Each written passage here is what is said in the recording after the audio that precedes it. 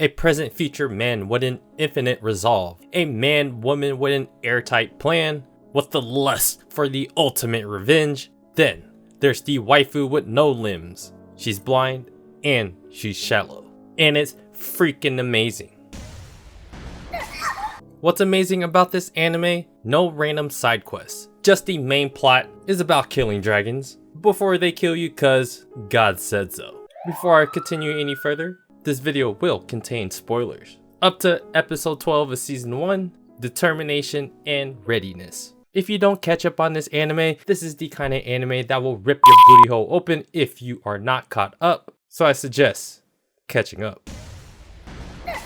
What I love about OP Protagonist is that it forces the story to be unique and incredibly more creative. There's more than just the strongest guys fighting each other. More and more characters need to find their role so the main characters like Ragna and Crimson don't get too predictable and dull. This is entirely what this arc is about, where the showdown is just getting started. We're talking about 4.25 episodes where a new host of good guys gets introduced. After getting introduced to the winged dragon bloodline, which hosts the dragon monarch Ultimatia as its progenitor, this is the first bloodline of the 6 major dragon families that Ragna and Crimson are going to slaughter.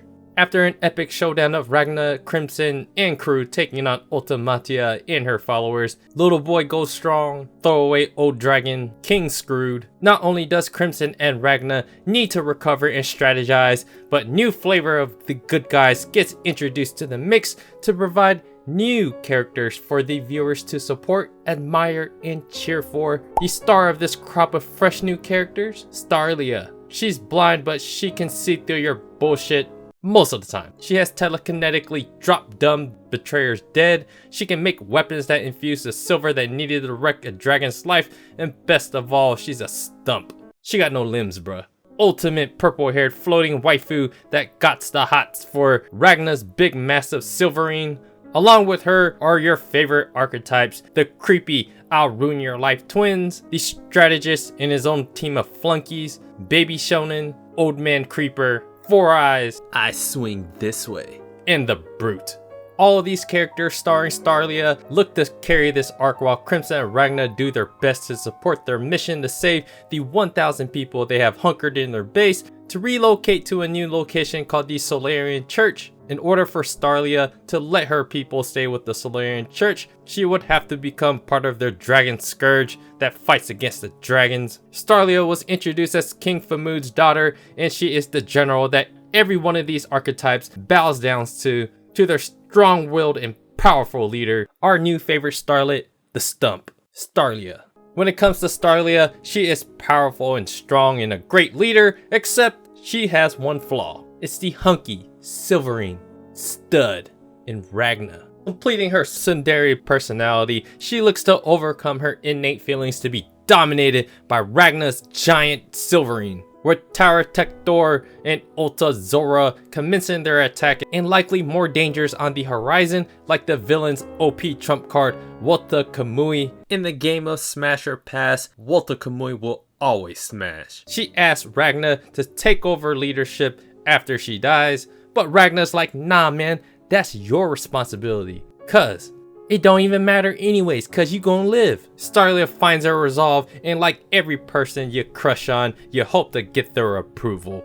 After Ragna gives up half of his stored up silverine from his body to Staria's peoples, he puts the other half of his silverine into Staria's 3 swords that she made for him. On Crimson's command, Ragna is literally holding down the fort in bandages. Once Ulta Zora Tower Tector makes their move, many of these new side characters will get their shine by a triumphant dub or a crucial death. Either way, it's going to be entertaining to watch. What makes this show even more of a blast is the fact that these villains are not scrubs and typical dumbasses. I mean, Monologue Green Dragon, the gluttonous fatty, and Dragon All for One aside, these guys are smart, work together, strategizing and adapting, and are hyping up their own OP villain, while teasing the soon-to-be OP villain that could defeat Ragna the little boy that will go raw. This show has all these shonen characteristics coupled with the dark satisfaction of a revenge plot. Up to this point, it has yet to stray away from its main plot and do anything too unnecessary. The downtime of these 4.25 episodes help add into the lore and build these archetypical characters that have their own dog in the fight.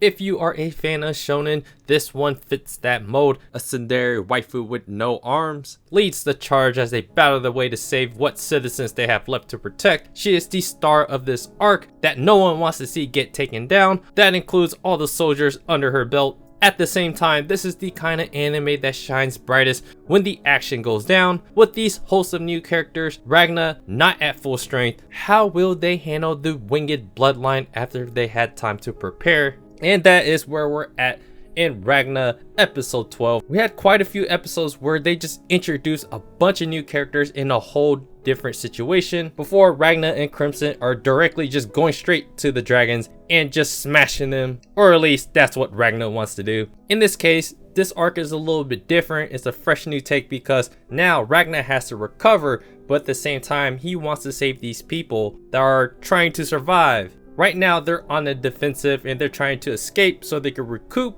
even further. But with these hosts of new characters, and especially Staria, I think she's going to be the star of this arc. She's set up as the kind of character, I mean, it basically said it outright, that she might just die. I don't think any of us really want her to die. She has that typical tsundere personality. At the same time, a lot of people rely on her. She's trying to be strong. There's a lot of things to like about this character. And all these other characters that are supporting her, I'm afraid it seems like some of them are going to be taking L's. Or at least, I kind of hope so. So yeah, if you guys been watching Ragna Crimson, I would love to know what you guys think about this anime.